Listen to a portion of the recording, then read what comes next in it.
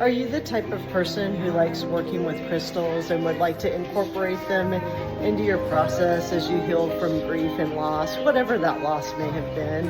I'm going to show you one of my favorite stones for healing from grief. It's called rose quartz hematoid. They come in really pretty cuts. They're kind of pinkish like rose quartz, and also have hematoid. I'm at the Joshua Tree Rock Shop. And there's three primary benefits of working with rose quartz hematoid, and that is it softens emotional heaviness, it grounds the nervous system, and it also supports calm processing of grief. So if you're looking for a good stone to process grief that's a little bit different than the typical, consider rose quartz hematoid, and I hope this helps.